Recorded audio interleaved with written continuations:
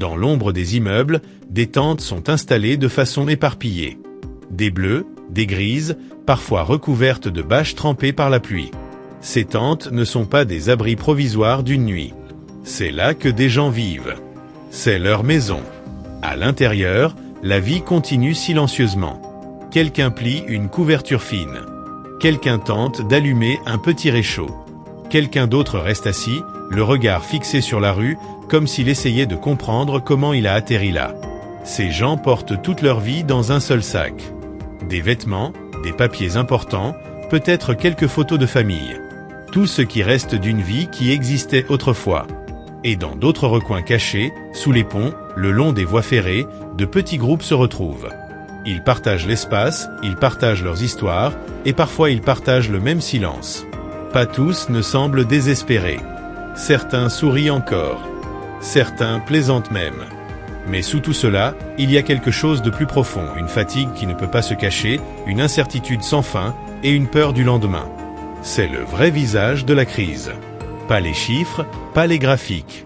Des êtres humains vivant cette crise à la vue de tous. Cette crise n'est pas arrivée du jour au lendemain. Il n'y a pas eu de journée où tout a soudainement basculé. Elle est venue progressivement, presque imperceptiblement. En France, le nombre de personnes vivant à la rue n'a pas explosé en une seule nuit. Il a grandi lentement. Une tente aujourd'hui, 2 la semaine prochaine, puis 10. Et personne n'a vraiment remarqué quand les choses ont commencé à changer. Au début, beaucoup de gens balayaient cela d'un revers de main. Une phase temporaire. Un effet secondaire de mutations économiques. Quelque chose qui finirait par passer. Mais le temps est passé, et au lieu de disparaître, les chiffres ont continué à grimper. Des trottoirs qui avaient toujours été dégagés ont commencé à se remplir. Des parcs autrefois destinés aux loisirs sont devenus des espaces de survie. Des espaces sous les ponts conçus pour la circulation accueillent désormais des centaines d'êtres humains. Ce qui est le plus troublant, c'est qu'il n'y a pas une seule cause à pointer du doigt. C'est le résultat de plusieurs choses qui se produisent en même temps. Les loyers ont augmenté, lentement mais sûrement. Des baux qui semblaient stables sont devenus inabordables. Des gens qui menaient une vie normale ont commencé à sentir la pression. D'abord, ils ont essayé de tenir. Réduire les dépenses. Prendre un deuxième emploi. Espérer que les choses reviendraient à la normale. Mais pour beaucoup, cet espoir n'a pas suffi. Une facture inattendue. Un licenciement soudain. Un problème de santé. Et tout s'est effondré. Dans toutes les régions de France, du nord au sud, de l'est à l'ouest, la même histoire se répète. Des gens qui n'auraient jamais imaginé se retrouver à la rue se sont soudainement retrouvés face à cette réalité. Certains ont d'abord vécu dans leur voiture. D'autres ont erré de canapé en canapé, chez des amis ou de la famille.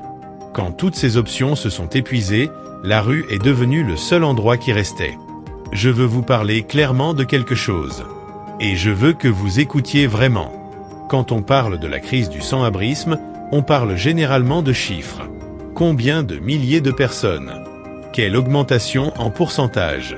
Combien de milliards nécessaires? Ces chiffres comptent. Mais ils peuvent aussi nous faire oublier quelque chose de plus fondamental. Derrière chaque chiffre se cache un être humain. Qui sont ces gens? D'anciens employés de restaurants. Des gens qui travaillaient dans des bureaux. D'anciens militaires qui ont servi leur pays, puis sont rentrés sans trouver leur place. Des parents. Des jeunes qui n'ont jamais eu la chance de commencer leur vie. Et voici quelque chose que beaucoup de gens ne savent pas, ne veulent pas savoir, ou ne peuvent tout simplement pas croire. Certains d'entre eux vont encore travailler. C'est vrai. Ils travaillent encore. Mais leur salaire ne suffit pas à suivre des loyers qui ne cessent d'augmenter. Alors ils continuent à dormir dehors et se lèvent chaque matin pour aller au travail comme tout le monde. Laissez cela s'imprégner en vous. C'est la France en 2026. Et il y a des gens qui vont travailler, qui paient leurs impôts, qui contribuent à la société, mais qui n'ont pas de toit où rentrer le soir. C'est un paradoxe qui ne peut pas être accepté. Il y a autre chose que je dois vous dire.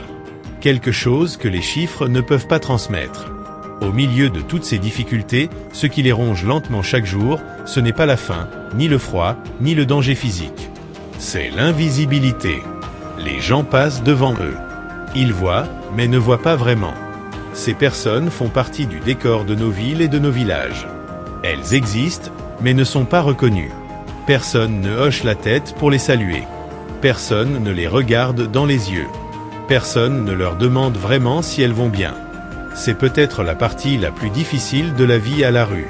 Pas perdre un logement, mais perdre sa place dans un monde qui continue de tourner sans avoir besoin de vous.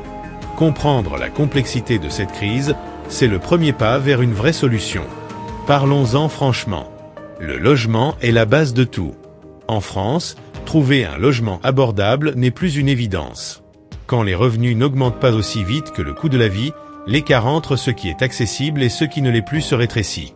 Et à un moment donné, il suffit d'un seul faux pas pour basculer. Mais le problème ne s'arrête pas là. Pour beaucoup de personnes, cette crise est rendue encore plus complexe par des problèmes de santé mentale. La dépression, l'anxiété, des blessures psychologiques qui n'ont jamais vraiment pu guérir. Ces choses sont invisibles de l'extérieur, mais elles peuvent détruire silencieusement et impitoyablement la stabilité d'une personne. Et ces facteurs se renforcent mutuellement. Perdre un emploi mène à ne plus pouvoir payer son loyer. Ne plus pouvoir payer son loyer mène au stress et à la dépression. Le stress et la dépression mènent à chercher une échappatoire. Et chercher une échappatoire mène à perdre encore plus. Pas un grand saut, mais une chaîne de petits pas menant tous au même endroit. Ce qui est le plus difficile à accepter, c'est que beaucoup de ces gens n'auraient jamais imaginé se retrouver dans cette situation. Ils ne sont pas différents des personnes qui marchent chaque jour dans la même rue. La seule différence, c'est qu'ils n'avaient pas assez de marge pour encaisser les coups du sort. Je veux terminer avec une pensée que je porte depuis que j'ai commencé à m'intéresser à ce sujet. La France n'est pas un cas isolé dans le monde. Mais ce qui se passe sur son territoire est un miroir de ce que nous sommes devenus collectivement. La hausse des loyers touche toutes les grandes villes françaises. Les difficultés d'accès aux soins psychologiques concernent l'ensemble du territoire. Les gens qui travaillent dur sans gagner assez pour vivre décemment, on en trouve partout, dans les métropoles comme dans les zones rurales. Ce que la France vit aujourd'hui, c'est une version amplifiée et visible d'un problème qui grandit discrètement partout. Et cela signifie que les leçons à en tirer, les échecs comme les efforts, méritent d'être entendus. Non pas pour accuser, non pas pour critiquer, mais pour apprendre. Parce que la question n'est pas de savoir si cette crise va s'aggraver. La question est de savoir comment nous allons répondre.